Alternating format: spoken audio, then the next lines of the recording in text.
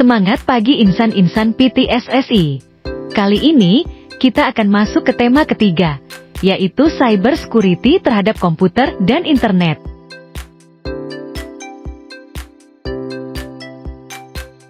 Jenis-jenis cyber attack. 1. Malware attack. Serangan ini bisa berupa virus, trojan, spyware, adware, ransom, botnet. 2. Email spam. 3. Injection SQL. 4. Domain name. Dikategorikan lagi ada cyber squatting, typo squatting, typo site, dan device. 5. Serangan DDoS dan DDoS. 6. Social engineering seperti bailing, pretexting, phishing, walling.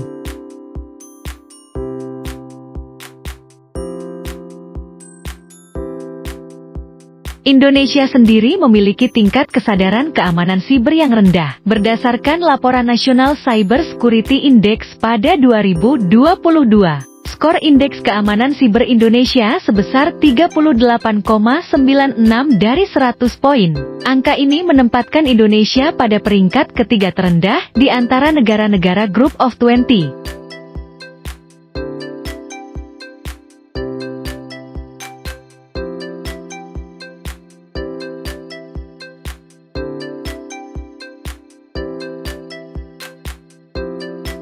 Ada beberapa metode penyerangan malware, beberapa di antaranya adalah 1. Lewat lampiran email dan email phishing atau penipuan. 2. Lewat aplikasi free yang kita install dari sembarangan. 3. Dari drive USB yang sudah terinfeksi. 4. Iklan atau pop-up yang tanpa sengaja kita klik. 5. Via SMS atau WhatsApp. Dan ada beberapa ciri-ciri bila komputer atau HP kita terkena malware. 1. Perangkat menjadi panas dan baterai cepat habis. 2. Perangkat sulit dimatikan, performa perangkat terasa lambat. 3. Pada layar muncul glitch atau flicker seolah-olah display seperti rusak. 4. Muncul SMS OTP, muncul notifikasi atau iklan. 5. Lampu cam menyala dan muncul suara aneh sendiri saat panggilan di HP. Cara pencegahan malware. 1. Gunakan adblock untuk mengeblok pop-up atau iklan dan gunakan deteksi virus baik yang online atau offline. 2. Jangan download di sumber yang tidak dipercaya. Bukalah file seperti PDF, dokumen di aplikasi online sebelum kita mengunduhnya. 3. Aktifkan Windows Defender, gunakan software anti-malware. 4. Uninstall flash. 5. Hanya berkunjung ke situs yang aman dengan link yang memiliki HTTPS. Browser Google memiliki ekstensi What dan HTTPS Everywhere yang bisa Anda install. 6. Gunakan password manager untuk melindungi jebakan phishing.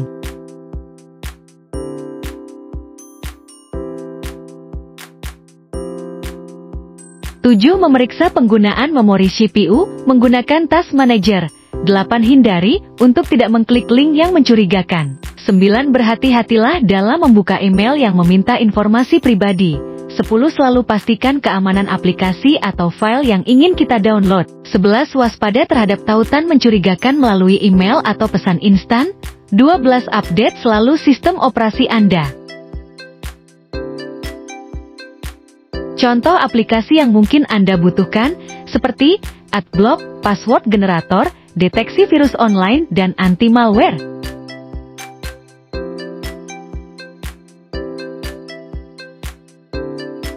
Malware jenis virus. Ada beberapa jenis virus yang kita ketahui antara lain adalah 1. Worm, virus yang mampu menggandakan diri sehingga memori dan harddisk komputer menjadi penuh. 2. Trojan, virus ini akan mengontrol bahkan mencuri data pada komputer.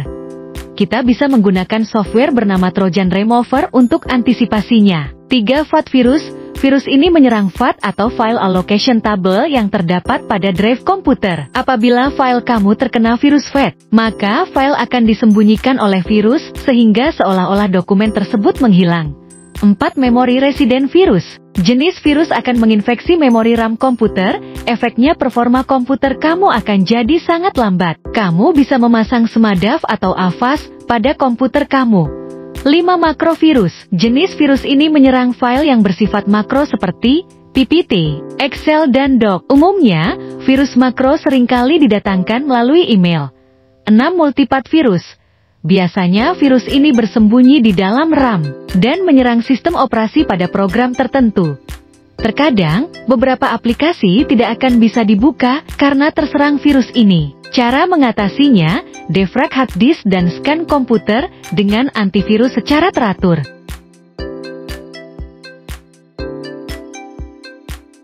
7. Backdoor, seperti trojan berbentuk file atau program. Backdoor pada software merujuk pada mekanisme portal rahasia yang digunakan untuk mendapatkan akses ke jaringan, software dan website tanpa melalui proses autentikasi. Strategi keamanan multilayer seperti software firewall, anti-malware, pemantauan jaringan, detection system, dan perlindungan data merupakan rangkaian pencegahan terhadap backdoor.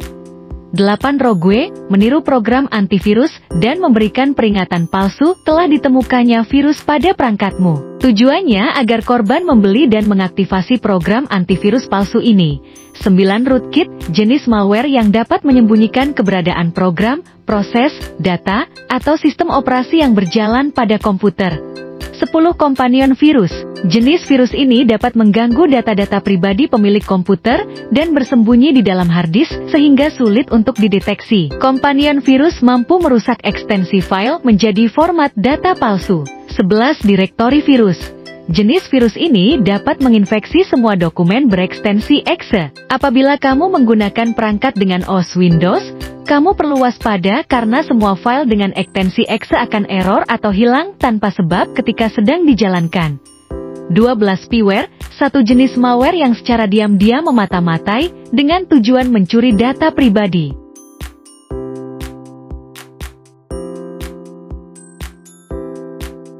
Mengatasi virus hidden file dengan CMD. Contoh virus yang tidak berbahaya adalah virus shortcut. Virus jenis ini hanya menyembunyikan data yang ada di dalam penyimpanan. Memang tidak berbahaya, namun virus ini cukup menjengkelkan. Data kita akan disembunyikan, untuk itu ikuti langkah-langkah di bawah ini untuk menampilkan kembali data Anda yang tersembunyi oleh virus.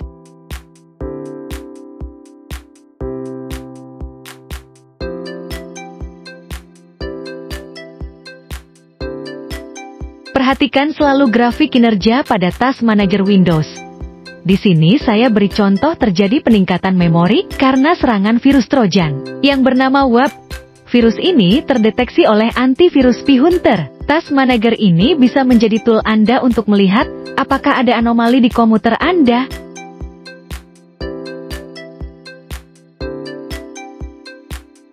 Phishing adalah upaya untuk mendapatkan informasi data seseorang dengan teknik pengelabuan. Data yang menjadi sasaran phishing adalah data pribadi, data akun seperti username dan password, dan data finansial seperti informasi kartu kredit dan rekening. Pada grafik dapat dilihat statistik target apa saja dari para pelaku phishing.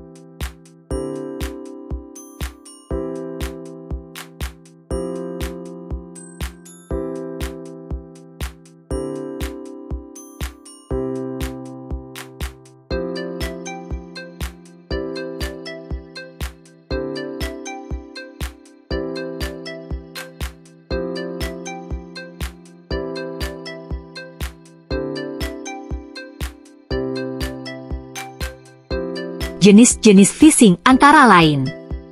1. Email phishing. Sesuai namanya, email phishing menggunakan media email untuk menjangkau calon korbannya. 2. Spear phishing.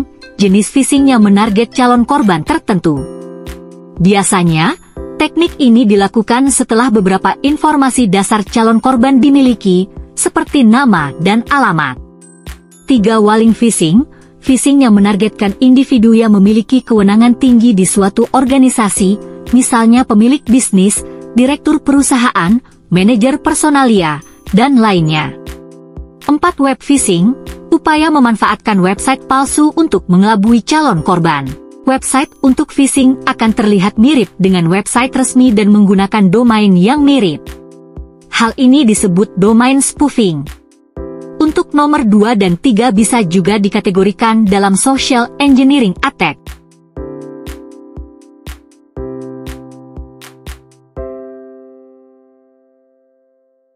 Cara mengidentifikasi email phishing.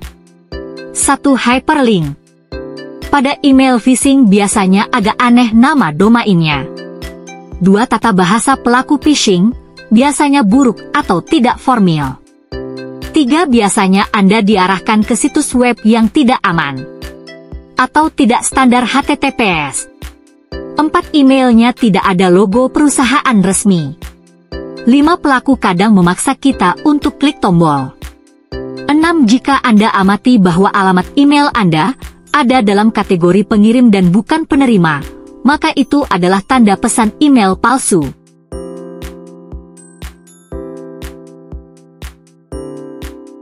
Phishing terbaru adalah browser in the browser phishing attack yang berusaha mengelabui pengguna yang seakan-akan menampilkan sebuah browser window. Bila korban tidak menyadari bahwa ini adalah window autentikasi palsu, ia akan mengetikkan user dan passwordnya ke form autentikasi yang ada. Dengan demikian, peretas akan memperoleh kredensial sang korban dan mengambil alih akunnya. Cara identifikasinya: window browser yang asli bisa digerakkan keluar dari browser utama. Namun, tidak demikian dengan window browser yang telah mendapatkan serangan phishing.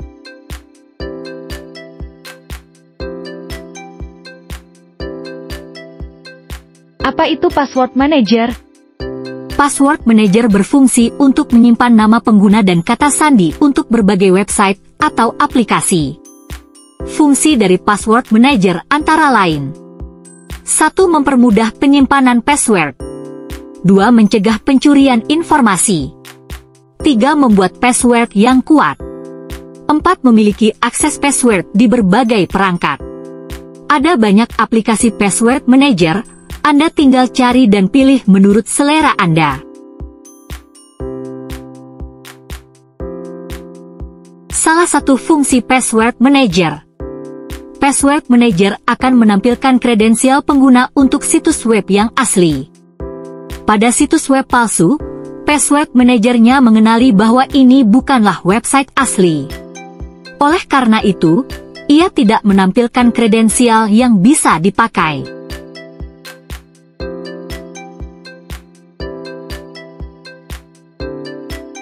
Apa itu email spam?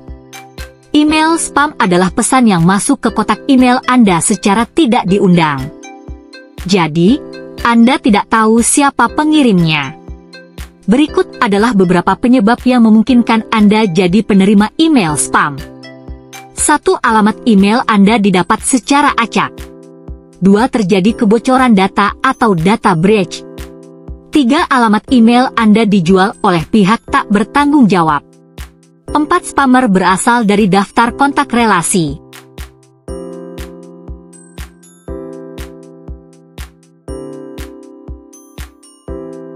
Jenis-jenis email spam. 1. Email promosi. Promosi dilakukan tanpa seizin penerima email. 2. Email phishing. Praktik penipuan di mana spammer mencoba mengelabui korban dengan cara berpura-pura menjadi brand terkenal. Tujuannya agar korban memberikan informasi penting tanpa curiga. 3. Email penawaran hadiah. Subjeknya biasanya bertuliskan, "Selamat, Anda baru saja mendapatkan hadiah X." 4. Email penipuan. Contoh yang sering terjadi kasus, "Mama minta pulsa," tidak hanya berlaku via SMS saja. Praktik seperti ini juga kerap terjadi via email.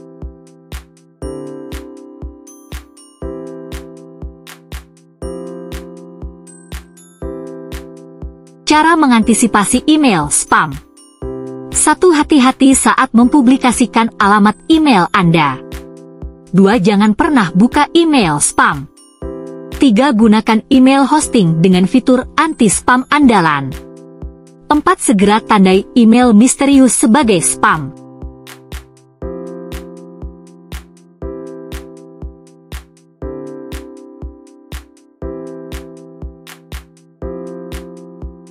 Cara menandai email sebagai spam di browser Google Chrome. 1. Pilih email yang Anda anggap spam. 2. Klik toolbar di atas, akan muncul tulisan, "Tandai sebagai spam."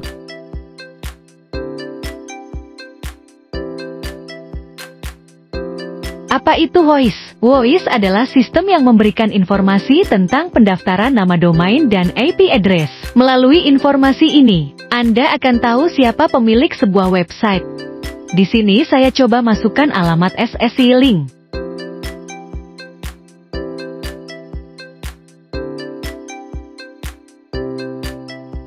Sebelum mengirim pesan, ada baiknya Anda mengecek apakah pesannya rawan masuk ke kotak spam atau tidak. Salah satu situs yang paling populer adalah Mail Tester. Anda tinggal mengirim pesan ke alamat email yang telah ditentukan oleh Mail Tester. Lalu Mail Tester akan menilai pesan yang Anda kirim. Semakin besar skornya, berarti semakin baik. Silahkan Anda coba sendiri.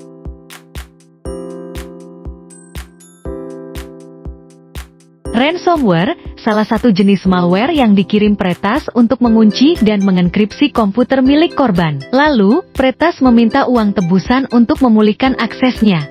Cara kerjanya sebagai berikut. Ransomware yang terunduh secara tidak sengaja, mulai menginstal secara diam-diam di perangkatmu. Ransomware mulai memindai dan memetakan lokasi file yang akan menjadi targetnya. Ransomware mulai bekerja dengan melakukan pertukaran kunci dengan command and control server, menggunakan kunci enkripsi untuk mengacak semua file. Setelah itu ransomware biasanya akan memunculkan notifikasi pengguna yang berisi informasi tebusan yang harus dibayarkan. Jika nasabah mau membayar tebusan, maka kode deskripsinya akan diberikan. Jika tidak, maka data kita akan tetap di-encrypt, tidak bisa diotak-atik.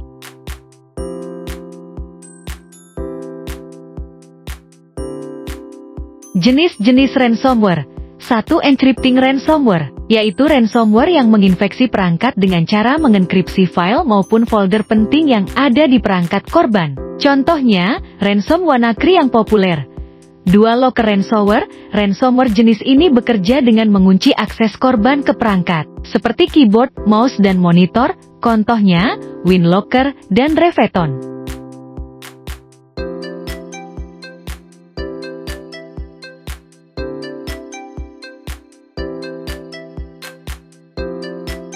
Pada gambar tampak contoh serangan ransomware. Ada yang mengunci file atau folder dengan kode enkripsi. Ada yang mengunci layar, dan bahkan harddisk kita. Upaya antisipasi terhadap ransomware. 1. Ada situs yang memberikan kunci enkripsi pada serangan ransomware. Tetapi untuk kasus-kasus yang baru, mungkin kode-kodenya belum terupdate. 2. Gunakan SSL Secure Socket Layer pada web kita. 3. Pilih hosting yang aman.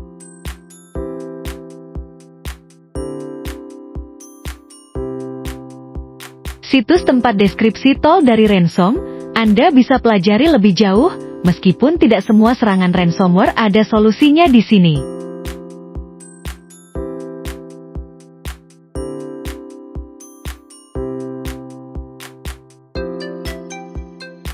Sertifikat SSL adalah sebuah file data yang bekerja secara digital dan membuat website otomatis terenkripsi, sehingga data kamu tidak akan terbaca oleh hacker. Saat sebuah website menggunakan SSL, maka gembok serta protokol HTTPS akan aktif, sehingga tercipta koneksi aman antara website dan browser.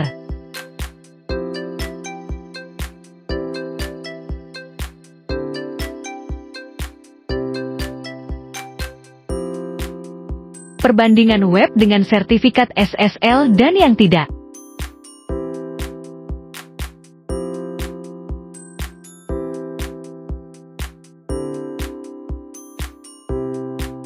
Tool yang dapat kamu gunakan untuk mengetahui jumlah trafik yang didapat dari situs web. Dengan begitu, kamu bisa mengetahui total audiens sekaligus mengidentifikasi perilaku mereka. Beberapa di antaranya seperti SimilarWeb, StatShow, SE Ranking, dan lain-lain.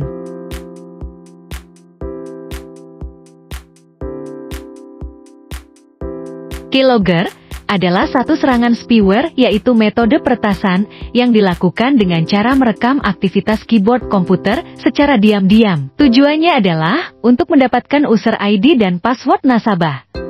Meskipun awalnya aplikasi Keylogger diciptakan adalah untuk tujuan parenting.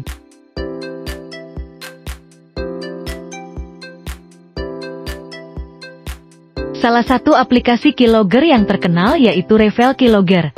Tapi di Windows 10, ini terdeteksi sebagai malware.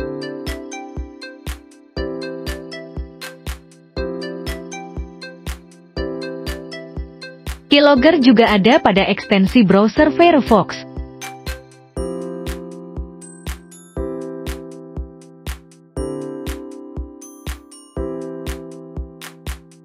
Upaya-upaya untuk pencegahan malware. 1. Hindari halaman web tanpa HTTPS. 2.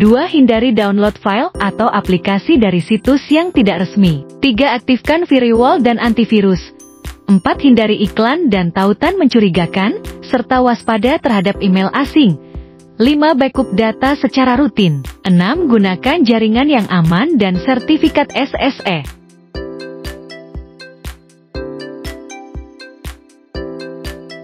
Serangan yang terjadi pada domain attack.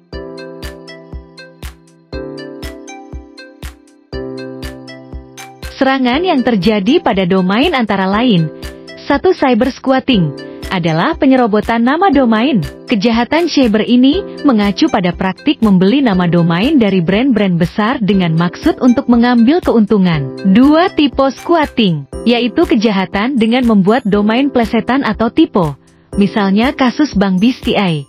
Ada alamat web klik.bca. Kata pada kliknya ada yang pakai huruf K dan ada yang diganti dengan huruf C.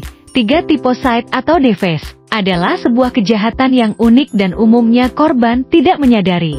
Salah satu cara yang digunakan adalah pelaku membuat sebuah situs yang namanya mirip dengan situs asli.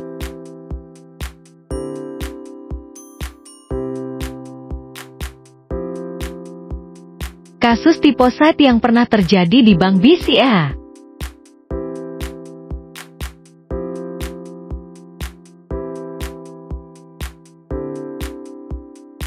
Serangan yang terjadi pada jaringan atau network attack. Dashboard cyber attack. Di sini ada beberapa alamat yang bisa kamu browsing. Secara infografis, digambarkan serangan cyber real yang terjadi di seluruh dunia.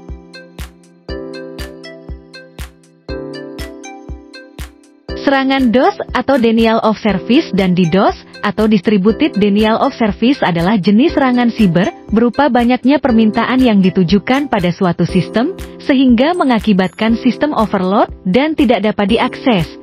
Perbedaannya DOS dan DDoS yang paling mencolok adalah DOS dilakukan dengan menggunakan satu perangkat dalam skala yang kecil, sedangkan DDoS dilakukan dengan menggunakan lebih dari satu perangkat dalam skala besar, terkadang menggunakan robot atau yang dikenal dengan botnet.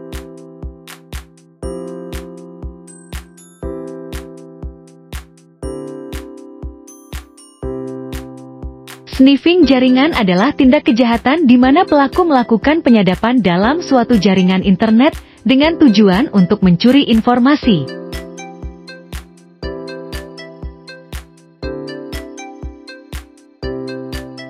Man in the middle merupakan sebuah serangan di mana pelaku menempatkan dirinya di tengah-tengah antara korban dan host, sehingga bisa mengubah pesan atau data dari komunikasi yang sedang terjadi.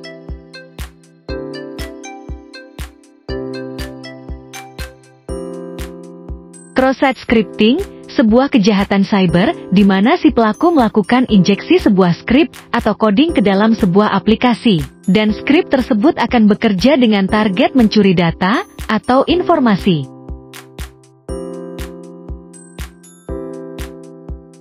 SQL injection, yaitu serangan yang mirip dengan serangan cross-site scripting, sudah ada sejak 1990. SQL injection adalah jenis aksi hacking pada keamanan komputer di mana seorang penyerang bisa mendapatkan akses ke basis data di dalam sistem. Hacker menargetkan celah keamanan, tetapi sebuah website pada form login, biasanya dengan memanfaatkan kelemahan logika N pada coding HTML.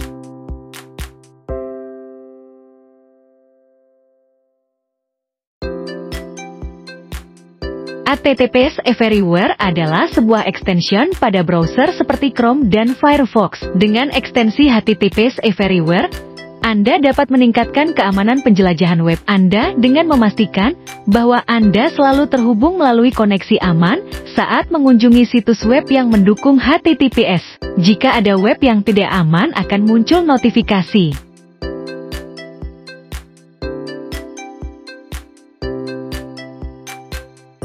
Web of Trust, adalah produk keamanan web gratis dan open source. Web of Truth tersedia secara terbuka untuk diunduh di internet dan kompatibel dengan banyak browser seperti Firefox, Chrome, Internet Explorer, Opera dan Safari. Web of Truth menunjukkan tingkat kepercayaan pengguna pada situs-situs di internet, memperingatkan pengguna tentang potensi bahaya di situs-situs tertentu. Di sini kami contohkan, jika situs yang kita buka itu aman, maka akan muncul checklist warna hijau. Jika merah, maka berbahaya.